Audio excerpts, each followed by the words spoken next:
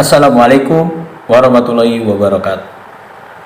Alhamdulillahirabbil alamin wa bihi nasta'inu ala umurid dunya waddin. Wassallallahu ala sayyidina Muhammadin wa ala alihi wa ashabihi ajma'in. A'udzu billahi minasyaitonir rajim. Bismillahirrahmanirrahim.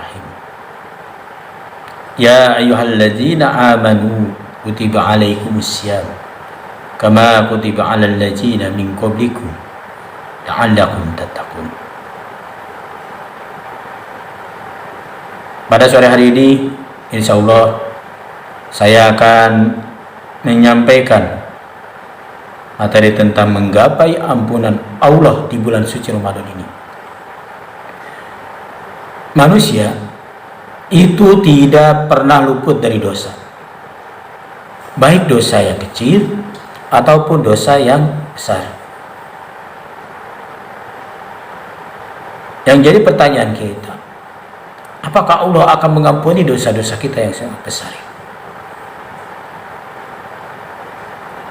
Allah Subhanahu wa ta'ala telah memberikan rezeki kepada kita. Walaupun kita banyak dosa, walaupun kita banyak kesalahan, insya Allah Allah itu tidak akan mengurangi kasih sayangnya kepada kita. Banyak orang yang bermaksiat, banyak orang yang berbuat jahat, tetap Allah kasih yang namanya kehidupan. Mungkin orang yang bersangkutan atau mungkin kita itu melupakan bahwa apa yang kita hirup selama ini seperti udara, kehidupan kita, bisa berbicara, tangan bisa bergerak, itu adalah salah satu rezeki yang telah Allah berikan kepada kita.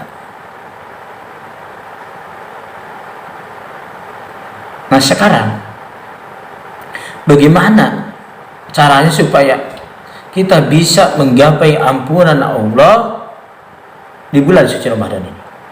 Karena bulan suci ini adalah bulan yang penuh dengan maghfirah, bulan yang penuh dengan keberkahan. Tinggal kita bagaimana meraihnya.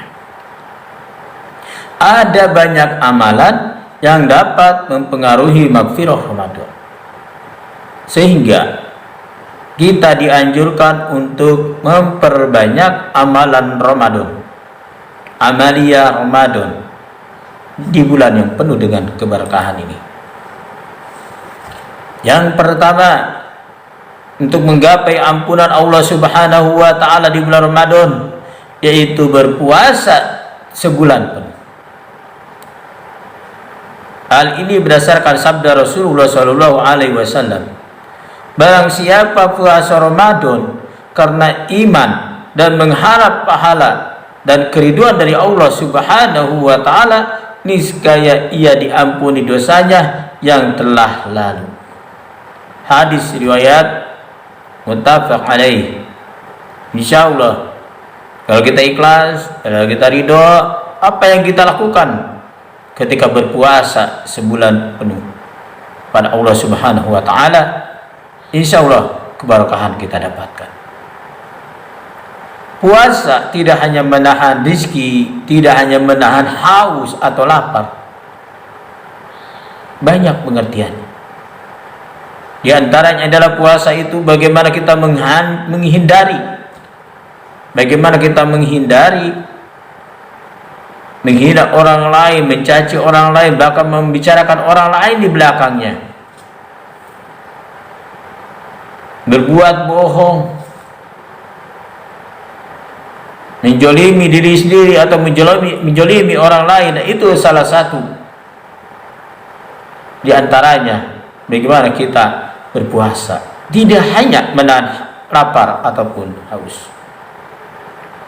Yang kedua, menunaikan sholat malam,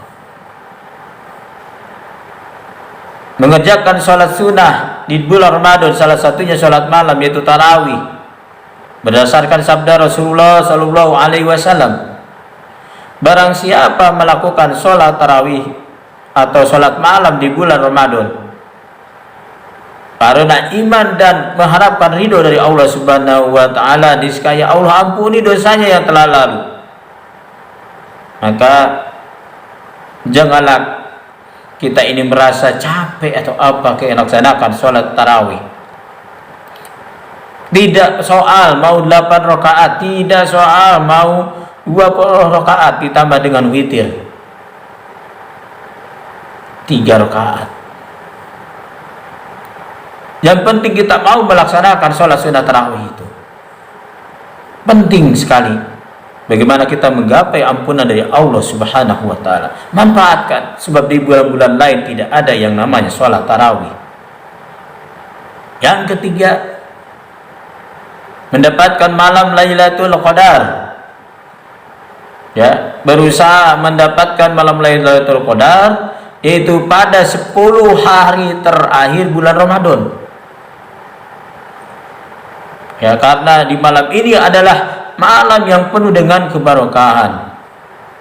Di dalamnya diturunkan Al-Qur'anul Karim dan segala urusan yang penuh hikmah akan dimudahkan insya Allah.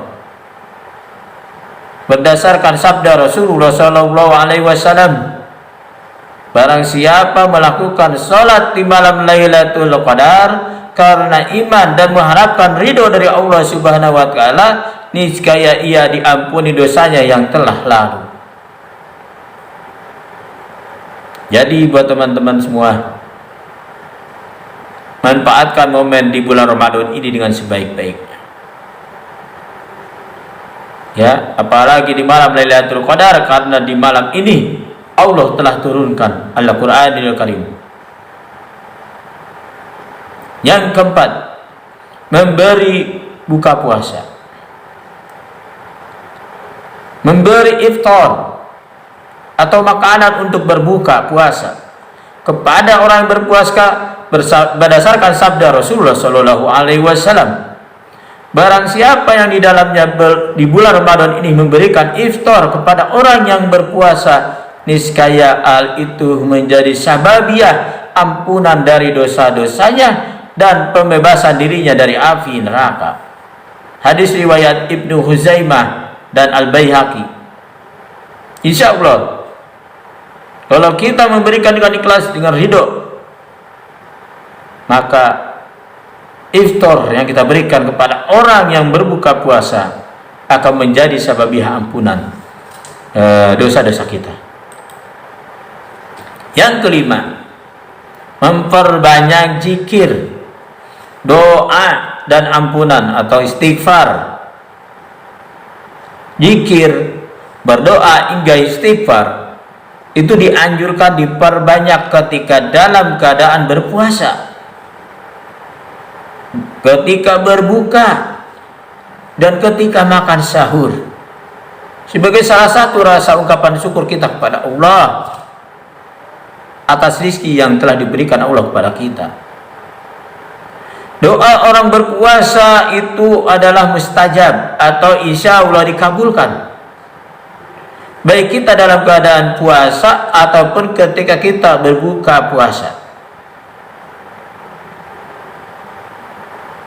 Allah Subhanahu wa taala memberitakan agar kita berdoa dan insya Allah Dia akan mengabulkannya. Allah Subhanahu wa taala berfirman, berdoalah kepadaku, niscaya aku mengabulkannya untuk. Surat Al-Ghafir ayat 60.